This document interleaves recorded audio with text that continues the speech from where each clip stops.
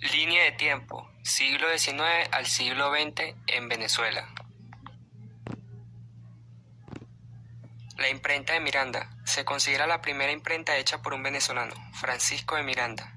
Llegó a bordo a Venezuela en el Leander en 1806. La Gaceta de Caracas fue el primer impreso venezolano oficial. Su creación o su primera publicación fue en el año 1808, teniendo como primer redactor Andrés Bello. El 5 de julio de 1811 se firma el Acta de Independencia, en la cual separa Venezuela de España y comienza una lucha por la libertad en Venezuela.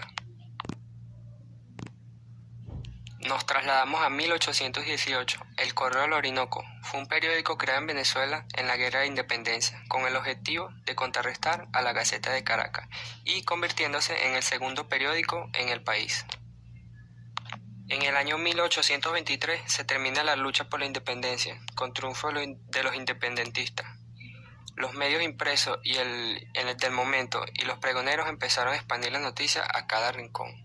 El 17 de diciembre del año 1830 fallece Simón Bolívar por tuberculosis, uno de los más grandes héroes de Venezuela y siendo considerado el libertador de Latinoamérica.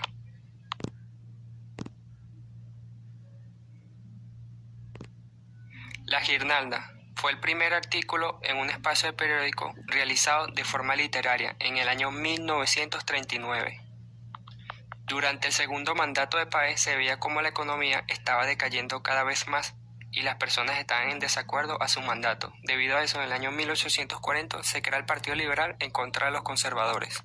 A raíz de eso, el 20 de febrero de 1859 ocurre la guerra más grande y letal en la historia de Venezuela, llamada la Guerra Federal, que tuvo como baja alrededor de 100.000 a 200.000 personas. El 23 de abril de 1863 se firma el Tratado de Paz, dando por terminado a la Gran Guerra Federal.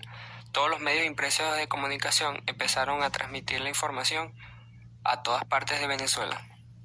En 1870 llega a la presidencia Antonio Guzmán Blanco, uno de los presidentes más importantes en la historia de Venezuela, considerado uno de los mejores en el progreso del país, en la parte política, económica y en la educación.